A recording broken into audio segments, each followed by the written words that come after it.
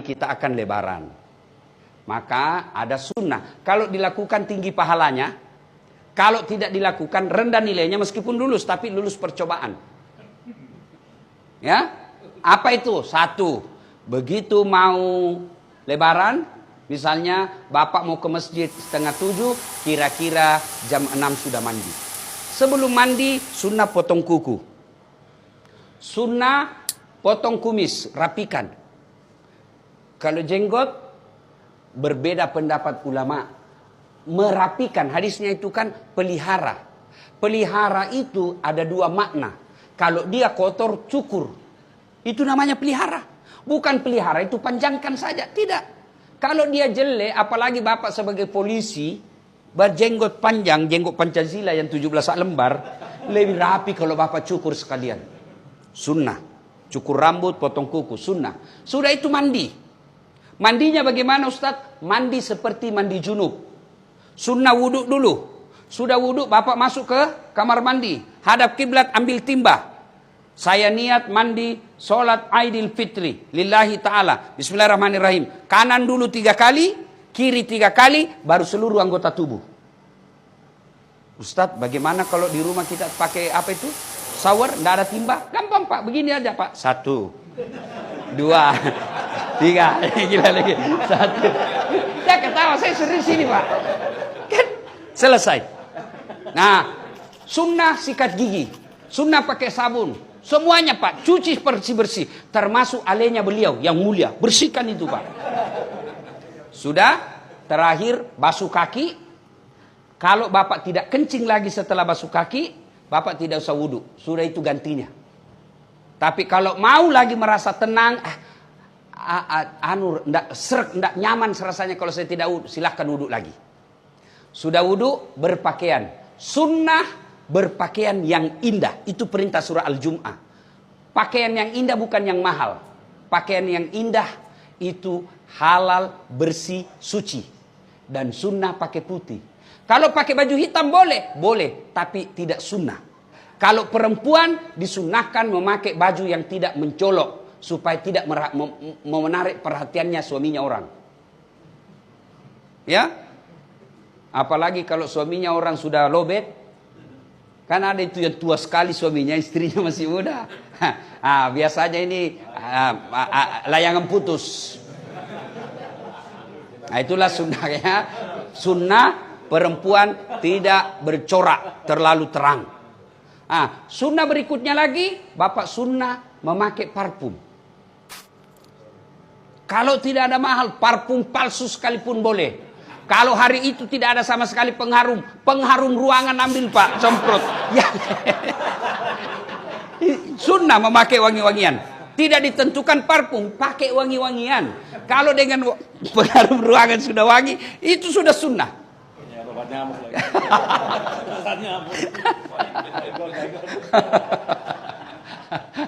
Sudah sunnah menuju ke lapang makan dulu. Sunnah itu bedanya Idul Kurban. Kalau Idul Kurban selesai Aid baru makan. Kalau Idul Fitri makan dulu. Untuk apa? Membuktikan bahwa hari kemarin sudah beda hari ini. Ya, karena kita sudah tidak puasa. Sudah menuju ke lapangan. Kalau dia dekat dan mampu dijangkau jalan kaki, sunnah jalan kaki. Tapi kalau dia jauh, Pak Kapolda di sini, mau lebaran di Mapolda, jam jalan kaki Pak, setengah mati Pak. Repot Pak, 11 kilo Pak. Begitu sudah sampai Pak, orang sudah bubar. Kalau dijangkau dengan jalan kaki, sunnah jalan kaki. Dan sepanjang jalan bertasbih, bertahmid dan bertahlil. Allahu Akbar, Allahu Akbar, Allahu Akbar.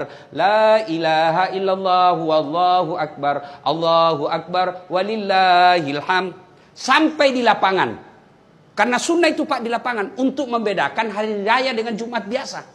Maka disunnahkan lapangan. Nah, sampai di lapangan tidak ada salat qabliyah. Tidak ada salat sunnah. Langsung duduk. Sambil duduk memuji-muji Allah. Takbir, tahbil, takmid. Allahu Akbar, Allahu Akbar. La ilaha illallah, Allahu Akbar. Allahu Akbar, walillahil hamd. Sudah, masuk, tiba saatnya sholat. Sholat Idul Fitri. Niatnya tidak usah Bapak hafal. Begitu Bapak tinggalkan rumah, sudah ada pasti dalam hati, saya mau sholat Idul Fitri. Itulah niat, tidak mesti dilafazkan. Kalau Bapak mau ambil cara praktis, bilang saja begini. Tuhan, sholat sunnah Idul Fitri ya. Allahu Akbar.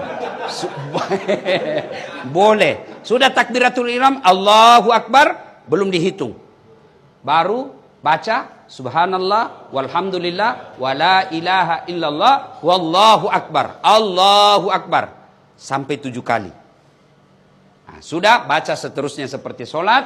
Kalau tidak hafal itu diam saja, ikuti imam. Selesai. Kemudian Idul Fitri ada khutbah. Wajib diikuti khutbah. Banyak orang selesai sholat dia pulang. Itu sama hukumnya dia sholat duhur cuma 2 rakaat. Jadi sempurnakan dengan mendengar khutbah. Selesai khutbah berdiri, kita berjabat tangan saling mendoakan. Minimal doanya taqabbalallahu minna wa minkum taqabbal ya karim. Baru salawat Allahumma salli ala sayyidina Muhammad wa ala ali sayyidina Muhammad. Kemudian jangan lupa kantong isi uang baru.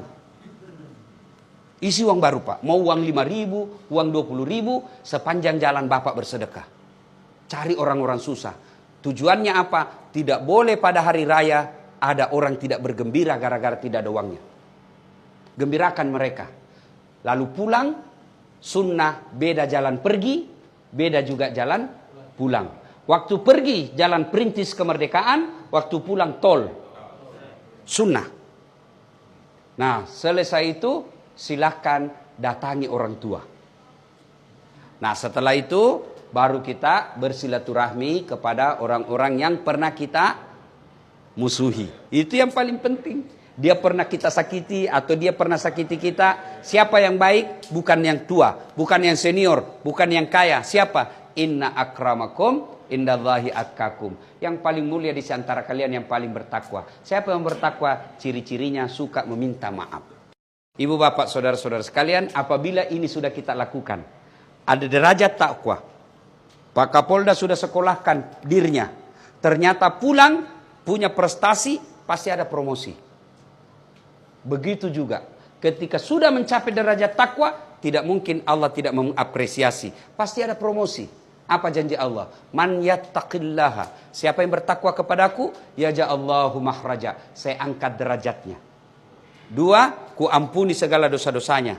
3, aku bukakan pintu rezeki dari jalan yang dia tidak sangka-sangka. Demikian, lebih dan kurangnya mohon dimaafkan. Assalamualaikum warahmatullahi wabarakatuh.